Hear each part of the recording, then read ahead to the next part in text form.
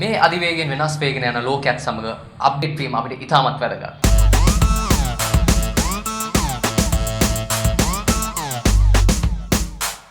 අද මුණු ටීවී තුලින් අපි හොයාගෙන යන්නේ අපේම ලංකාවේ අප්ඩේට් වෙච්ච මුණක් ගැන.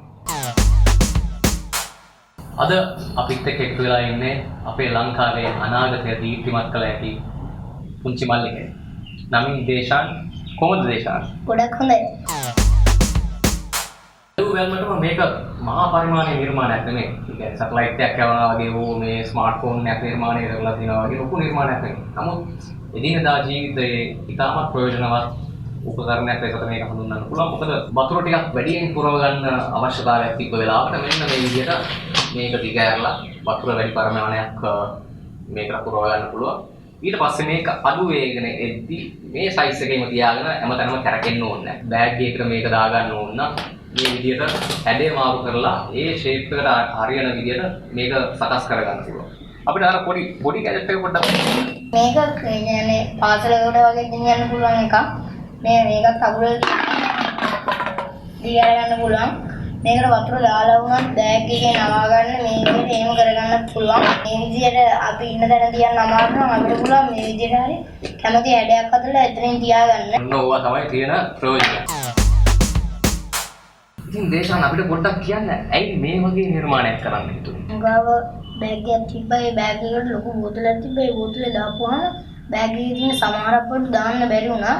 ඒක නිසා මම දැක්කා මේ වොෂින් මැෂින් එකේ ෆ්ලෙක්සිබල් හෝස් කියලා බටයක් තියෙනවා. ඊළඟට මට හිතුණා මේ වගේ බෝතලයක් හදපුවාම මට බෑග් එකේ බඩු ගෙනියන්න ලේසි ඒ විදිහට. right. අන්න එහෙමයි මේ නිර්මාණය වුනේ. අපිට කියන්න මේ අයිඩියා එක ආවට පස්සේ මේක නිර්මාණය කරන්න වට උදව් වුණේ කවුද? දෙමව්පියෝ.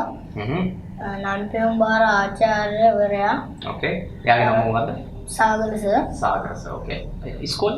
ස්ටර්ස්ටන් විද්‍යාලයේ ප්‍රින්සිපල් සර් ඇතුළු ආචාර්ය මණ්ඩලයේ උදව් වුණා මට මේ නන්පෙම් වලට සහභාගී වෙන්න. කියනවා මේ ජයග්‍රහණ පිළිබඳව. සමස්ත ලංකා බස්නාහිර වල කනිෂ්ඨ අංශයේ ප්‍රථම ස්ථානය රොයල් කොලෙජ් එකෙන් හම්බුණා කුසලතා සාධිකයක්. ඕකේ කුසලතා සාධිකයක්. ඕකේ. විද්‍යාභිවර්ධන තරගයෙන් හයාත ශ්‍රේණි වලින් ප්‍රථම ස්ථානය ලබා ගත්තා. ඒ තුන තමයි. දැනට ඒ තුන තමයි මේ නිර්මාණය හරහා දේශාන් ලබාගෙන තියෙන්නේ. මේ නිර්මාණය වැඩි දියුණු කර ගැනීමට බලාපොරොත්තුවක් ඇති. ඒකට මොන වගේ උදව් උපකාරද බලාපොරොත්තු වෙන්නේ? පරිභෝගිකයාට මේක යවන්න මේ විදිහට බෑනේ.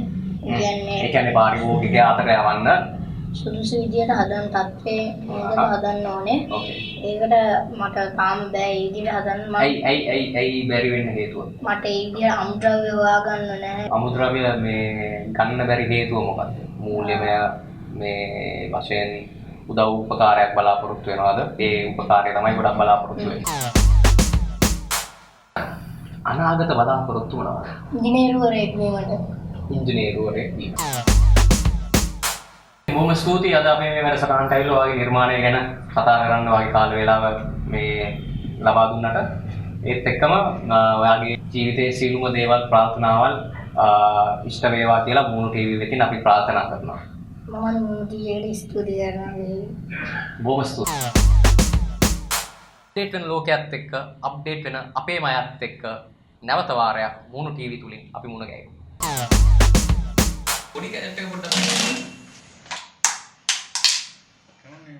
දේශාන් අපිට කියන්න බලන්න වගේ අනාගත බලාපොරොත්තු කසාද වදින ඒවා නෙමෙයි මේ ඉංජිනේරුවරයෙක්